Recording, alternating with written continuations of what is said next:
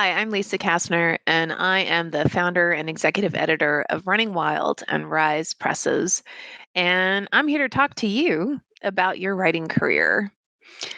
I know it can be really, really overwhelming.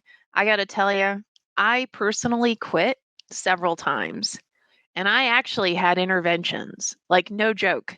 My friends reached out to me and they were like, okay, I know you're really upset. I know, what happened was horrid. Um, I literally had an agent's assistant reach out to me and say, if you pay me $400, I'll edit your work. And at the time, I thought, oh, well, I mean, she knows what she's doing. And then I got a phone call, like, I don't know, 3 months later, same agent's assistant who turned around and said, "Oh, you know what? Those techniques you use that I said you can't do, I just read the National Book Award and they use the same techniques." And at that point, I was like, "Ah, man, nah, nah, nah. This is not cool. I am not into this at all." So I started to say, okay, how can I make things happen, right? Where I don't feel like I am at the whim of someone else, whether they're happy about something or sad about something or, they're into some type of character, but where I can take control of my own writing career. So, with that in mind, I said, you know what? Let's start with what we want. So the very first thing I did was I sat down and I closed my eyes. So I'm going to challenge you. Close your eyes and envision what it is that you want. Do you want to be the National Book Award winner? Do you want to win the Pulitzer? I mean, that's pretty high, but hey, we all have goals. Do you want to be a USA Today bestseller? What is it that you desire? Write that down. Don't think about it. Don't stress about it. Literally just write it down. And then what I want you to do is to sit down and ask yourself, you know what? How do I get there? So I like to kind of sit down and take it from the someone who's already accomplished this and backwards. So a great example of this is when I actually started Running Wild. So believe it or not, I started Running Wild, um, some would say on a dare. So I was literally on the very first date with my now husband, and I was basically complaining about I knew all these amazing, amazing authors who just couldn't get a book deal. And it made no sense to me, right?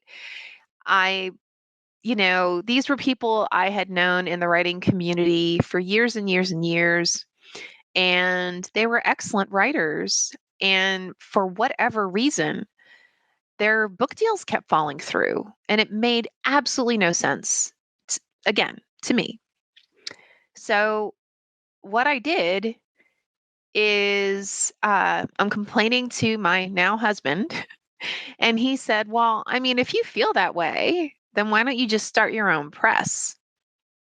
Well, at that juncture, I was like Charlie Brown and Peanuts, right? I mean, I just was dumbfounded. What do you mean I can start my own press? Who says I'm allowed to do that? And he's like, well, why not? I mean, that's how it works in music. If you want something, you create it. And that actually gave me a lot to think about. So I then took um, all of the different contacts that I've had in the writing and editing and publishing communities. And I said, you know what? I want to find out how you make decisions. How do you agent? How do you editor at a major house or a mid-sized house? How do you make decisions? How do you acquire stories? And then based on that, what do you do?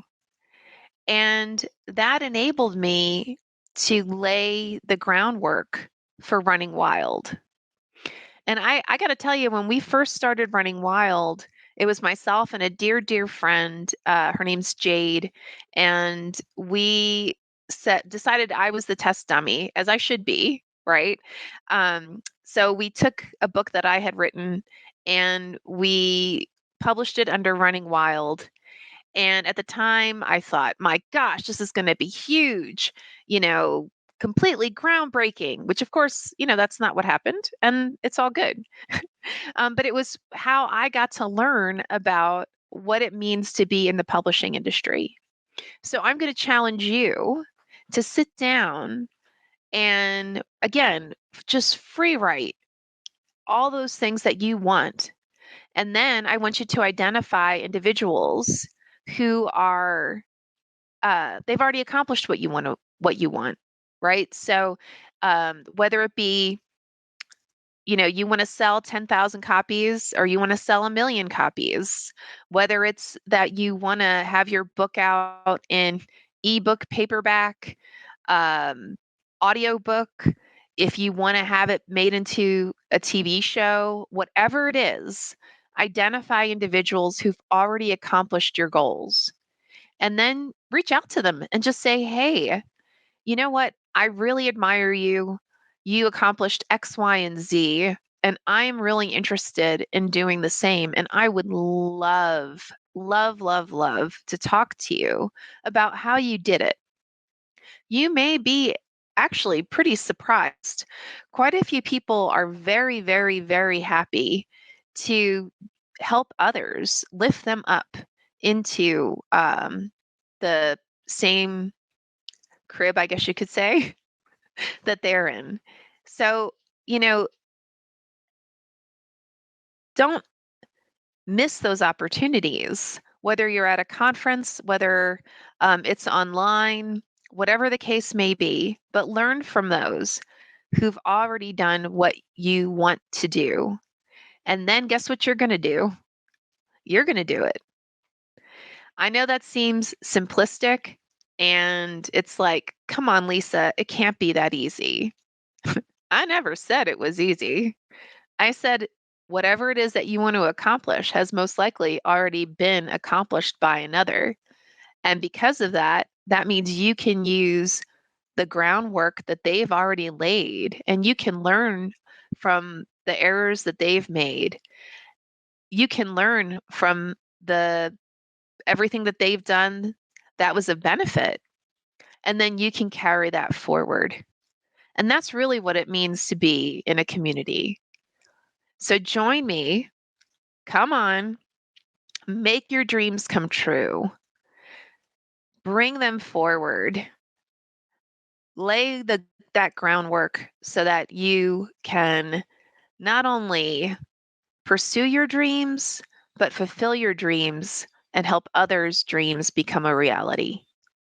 And with that, I want to thank you and have an absolutely amazing book fest.